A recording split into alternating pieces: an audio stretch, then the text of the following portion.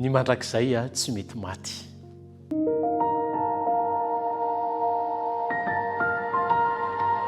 Fifaliana ho ahy indray no miarabanao natratra izao fotoana manaraka izay arahantsika mandinika ny tenin'Andriamanitra izao. Ny tiako mamerina mandrakariva n'ilay hoe lohahevitra izay arahantsika mandritry ny herinandro dia ny momba ny resaka ny elo izany ny hoenarantsika mandritra nyity herinandro ity izany dia hoe inona fahadisoana izay eritreretin'olona momba an'Andriamanitra sy ny momba n'izany hoe elo izany. Amin'ity androany tsika dia hijeriny hoe ny mandrakizay tsy mety maty. Inona no tiana resana ao anatin'izay? Androany tsika dia hanazava fa ny teny hoe mandrakizay miaraka amin'ny afo dia tsy milaza ny faharetan'ny fijaliana fa kosa milaza ny vokany izay tsy azo hofana intsony. Manasanao hiaraka hivavaka isika. Rainay be fitiavanao, misaotra mandrakarivanao zahay ary faly izahay ny miresaka sy mitafatafa aminao ary fandray aminao indray amin'izao fotoana manokana izao. Koa ny angatany mandrakariva ray malalo dia ny fananao masina mba hampitoerina ao aty anatinay ahafahanay mandray ny fahamarinana vaovao indray avy amin'ny teninao. Tononona vavaka amin'ny anaran'i Jesosy Kristy irery ihany. Amen. Averiko indray ilay teny izay efa mivakiana teo hoe androany isika hanazava araka ny taridalana fa ny hoe teny mandrakizay araka ny voalazan'ny tenin'Andriamanitra izay fampianarana ampianarintsika mandrakariva. Fa ilay hoe mandrakizay miaraka amin'ny afo dia tsy milaza ny faharetan'ny fijaliana izany fa kosa milaza ny vokany izay tsy azo hovana intsony. Raha jerentsika tamin'ny andron'ny Sodoma sy Gomora, levon'ny afo izy ireo ho laveniny, vokatra ny mandrakizay izany. Saingy tsy mirehatra intsony ny afo amin'izao andro izay iainantsika izao. Inona indray re no hevitra tiana ho asongadana amin'ity androany ity? Ahafahantsika mandray mianatra ny fahamarinana avy amin'ny Baiboly. Tsaroa fa tsy nataon'Andriamanitra hoe ho anao izany hoe afo be izany. Ny afo dia voavoatra ho an'ny devoly sy ny anjely ny irery ihany. Averiko indray, araka ny voalazany Matthieu 4:20 moa izany tenin'Andriamanitra tenentsika izany. Asaiko ianao mba hamaky izany rehefa misy fotoana. Ny Matthieu 4:20 misy an'izany teny izany hoe voavoatra ho an'ny devoly sy ny anjely ny irery ihany izany afo izany. Ny fanarahany dia an'Andriamanitra dia manao ny fomba rehetra mba tsy hisy olona hoany. Rehefa miaraka amin'Andriamanitra zany zasy ianao dia azo antoka fa tsy ho anisan'izany hoany amin'izany afo be izany isika tsiraray avy. Ry havana malala, inona no vokatra fa inona ny vokatra izay tian'Andriamanitra? Ny vokatra dia izao hoe izasy ianao hiaraka amin'ny mandrakariva ary hoany amin'ilay fiainana mandrakizay.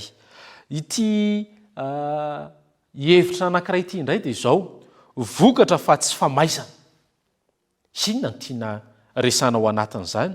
Ny afo mandrakizay dia midika fa izay simba dia simba tanteraka. Ny omaly moa tsika dia nijery hoe ny tanjon'Andriamanitra dia hamongotra tanteraka ny faka hatramin'ny fakany ny ratsy eto amin'izao tontolo izay nohariana izao. Ny ratsy fanahy dia ho tonga lavenina fa tsy ho vonoina, ho velona ao anatin'ny fanaintainana. Ho fongorana tanteraka zany ny ratsy fanahy. Ahoana indray ny amin'ilay hoe ny afo tsy mety maty. Ny afo hoe tsy mety maty izany.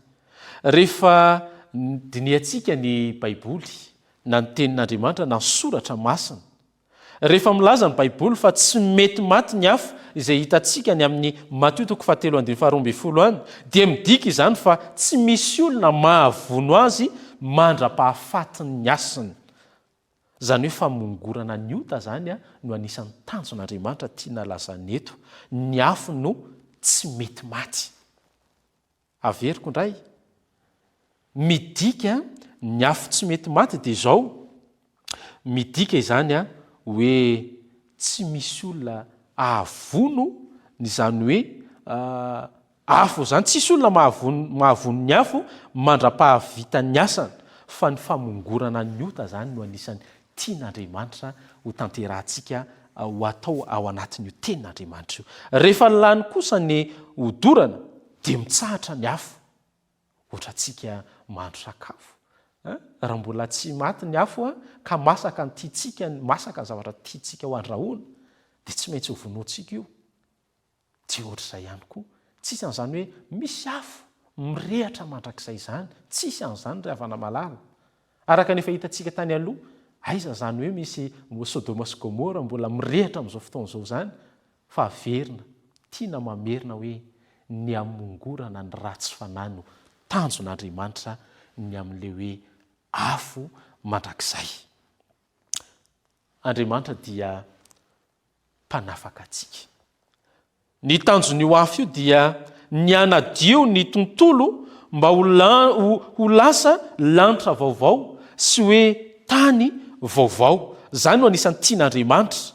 Ny tanjon'io afo io dia ny hanadio, averiko indray, ny hanadio ny tontolo mba ho lasa lanitra vaovao sy tany vaovao. Zany hoe tsy hisy an'izany hoe fahafatesana, tsy hisy an'izany hoe fahoriana izany intsony.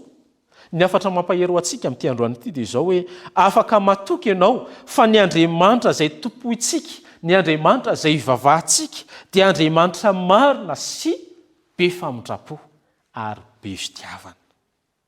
Tsy mampijaly Andriamanitra.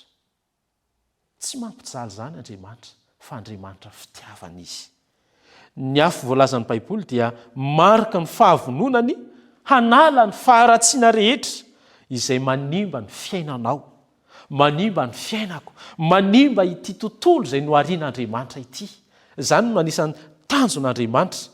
Ny afatra mampahero antsika amin'ity androany ity dia izao hoe afaka matoky isika, fa Andriamanitra dia hamonjy asoanao ary vonina izy ny hanome ilay fiainany mandrakizay ary faniriany ho antsika izany hoe tsy tia nisy ho very na tia iray aza, fa mba hoe hanana izany fiainana mandrakizay izany.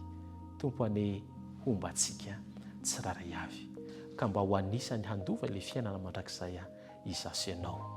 Amen. Ivavaka isika. Tompo Ray Masina tsara indrindro, isaoranay lehibe ianao, nanome anay ny fahamarinana lehibe indray tamin'ity androany ity. Fa ny tanjonao aminay dia ny ho amin'ilay fiainana mandrakizay, fa tsy ho amin'ilay afo. Ary ny tanjonao ihany koa ny amin'ilay afo mandrakizay dia ny amongorana ny ratsy fanahy. Koa ny fanirianay tompo malalo dia ho anisan'ny olona hanaraka ny fahamarinanao any izahay, ary ireo izay nanana ny faheveran-diso teo aloha dia mba ho azavainao amin'ny alalan'ny fanirianao masina ny izy ireo. Amin'ny anaran'i Jesosy Kristy no hanonana izany vavaka izany. Amen.